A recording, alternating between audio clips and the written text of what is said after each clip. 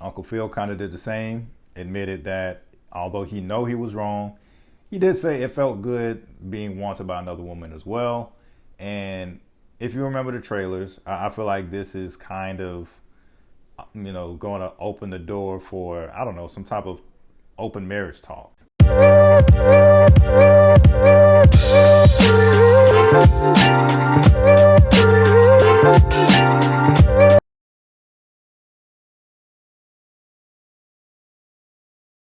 Hey, what's going on, folks? Another episode of Ryan Reviews Everything, and I'm loving what BEL-AIR is doing. We're talking about the recap from episodes 4 through 6. So apparently, maybe it's something I missed and you guys are just familiar with it, but apparently they're putting out 3 episodes a week, which I think that's great. That's more TV time for me to watch. So anyway, you know how we go. We're just going to start with Will first.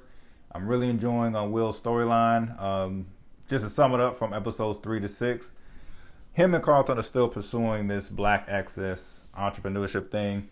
And maybe I'm guilty of it because I know sometimes I could play on my phone while I'm watching TV or something like that. But I don't know, I thought black access was a little deeper than just selling t-shirts. But apparently it sounds like it's just like a clothing company called Black Access.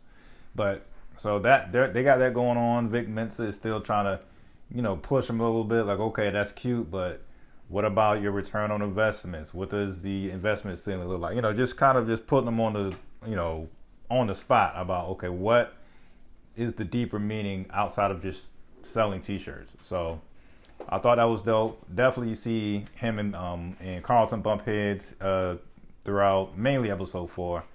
So that's really the main storyline with Will. Of course, by the time we get to episode 6, I really enjoyed the family moment between Will, his biological father, as well as her mom, Vi or V, I believe her name is. That was amazing to see, and I thought that's important. I think that's important to show in TV shows, just to be like, it's okay to sit down and talk about have the uncomfortable conversations, so you could just learn and grow from that. And I feel like Will has, appreciation is the wrong word, but I feel like he has more of an understanding from where his father was coming from. I feel like that sit down with both parents was crucial for Will. And we definitely see there was definitely some type of breakthrough. You see tears are shed from Lou, from Will, and from the mom. I thought that was a great moment as well. Everything else between episode 4 and 6 was really, like I said, black access. You got him, building with his girlfriend. It really helped. It really helped out with I forget the rap name that was used on the show, but my guy Gator from Dave. Gator made an appearance as like this big celebrity to help, push black access forward. So that was cool. All that was kind of dope. Same thing with Carlton. He definitely is making strides with it when it comes to his, battle of staying sober.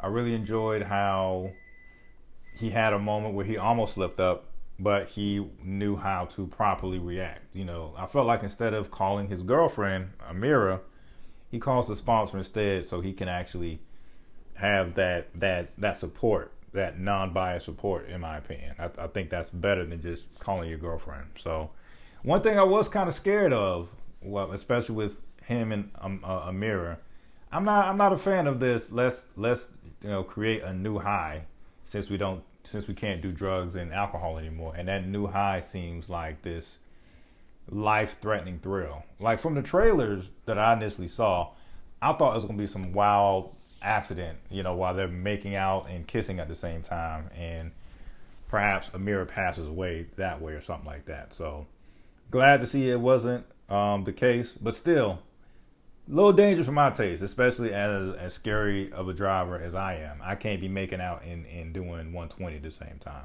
Both of us gonna end up dying straight up, so I can't do that. I think throughout this series that came out today, yesterday, if you see this on YouTube, I think the biggest storyline definitely you can't help but to go talk about Phil and Aunt Viv. They're still, going through some trials and tribulations through their marriage. But, it definitely seemed like it ended on a high note, at least by episode 6. I will say, Aunt Viv was a little bold when they had the anniversary dinner, and she is letting Uncle Phil know straight up, hey, I found the chef. His name escapes me. I think I forget his name, but I found the hunky chef very sexy. This and the third, yeah, the chef that's built like The Rock. I like the attention he gave me. I like the way that he undressed me with his eyes. She was giving it up. Like I felt like they kind of was like a funny, weird ode or dedication to what Aisha Curry was getting thrown under the bus for when she said something oddly similar of she liked the attention of other men, even though from the outside looking in, it seems like a happy marriage with Steph Curry. But nevertheless, she was really bold for that. I felt like that could have really went left, to tell your husband how you appreciated another man looking at you and how you felt wanted and this and the third. But instead of it being like a full-blown argument, Uncle Phil kind of did the same, admitted that although he was wrong, he did say it felt good being wanted by another woman as well.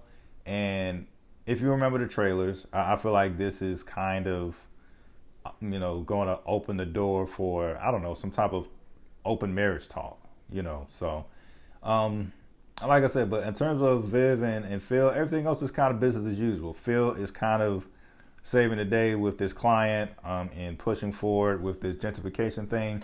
And I like this angle because it really shows kind of both sides, both perspectives. Like, yeah, of course, from one perspective, you can clearly understand how gentrification is wrong.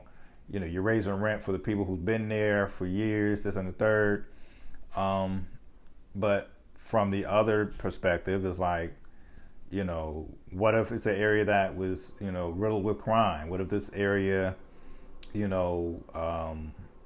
don't know, just had like a lot of negative aspects to it. And now we're trying to clean it up and make it a better place. I see the sides of both coins. So I'm not going to say which side is right, but clearly we see the side that Uncle Phil is standing on. He is, legal consultant with this guy who was trying to move forward with, justification and stuff like that. But one thing I did find funny and why I brought this up, I really do feel like this is maybe some type of origin story for possible beef between Jazz and Uncle Phil. Uncle Phil comes to the shop and is like, hey man, I know you struggling with your back taxes. You might as well take this money and let us, turn this into a Starbucks or whatever they want to turn the record store to. And it looks like he was going to take the money, but apparently he was being talked to by the local politician and he might change his mind last minute and not take the money. I feel like this is going to be like some origin beef story between Phil and Jazz. Just my opinion. I'm very entertained to see how that goes. And we're going to start seeing who is throwing who out of the house. I thought that was kind of clever. Forgive me. And one of the, outside of Aunt Viv and Uncle Phil, my favorite storyline throughout the throughout episodes 4 through 6 is still Jeffrey. Jeffrey, ex-wife or ex-girl is now in the picture. Definitely kind of clever. Frederick was still, a scumbag for how he handled things with the drag racing thing, but at least he wasn't. For some reason I thought he was talking to some gangster on the phone this whole time, but it was just his mom. Mom is secretly also in LA or whatever the case is, and apparently, I guess, shacking up with Jeffrey, just off the strength of Frederick. And in addition to that, we definitely see that Jeffrey, instead of moving back to London, which, that would have been a huge hit to the show to see the fly house manager go back to London to settle some old Top Boy beef. I feel like that would have been like a weird way to write him off. But instead, we definitely see him open up this, punching bag full of money to try to, I guess, buy out his way of his old school Top Boy gangster past or whatnot. So I thought that was cool. I do feel like there's definitely some type of a chance of some type of flame being rekindled between Jeffrey and Frederick's mom. So we'll definitely see how that goes. Still not sure what to make of Ashley yet. I'm still in fear that maybe somewhere towards the season finale, somewhere down the line in this season, I'm still in fear that Ashley is going to create some type of music that is just going to embarrass the whole family and just air out some unnecessary dirty laundry. Just rewind a little bit. Speaking of Jazz, I still feel like it's clear that Hillary and Jazz like each other, or love each other rather. But it's just bad timing with LaMarcus having a near-death experience on the field, and I feel like that is what's going to keep Hillary with LaMarcus. But at the end of the day, I do feel like it's going to be some painful breakup between Hillary and LaMarcus, and she's going to go back to Jazz. That's just what I feel like it is. But I feel like they're both just hard-headed in terms of trying to prove the other person wrong, whatever the case is. I'm really enjoying the season. I felt this was so dope. Once again, just to recap a little bit, recap on the recap. I really enjoyed how they're, pushing having the tough conversations like they did with Lou, Will, and V, I think her name is. But Lou, Will, and Will's mom. If I got the name wrong, I apologize. I really enjoyed that they're pushing the battle of sobriety and how hard it is for some people. I'm really enjoying just the level of transparency that you can have in a black marriage. Once again, that's highlighting the anniversary conversation between Phil and Viv. So I'm loving where this is going, man. So who knows? Now, because of this trend, I'm looking forward to the next 3 episodes next Thursday. So that's my review. Love it or hate it. Let me know what you think, what you agree or disagree with. And peace.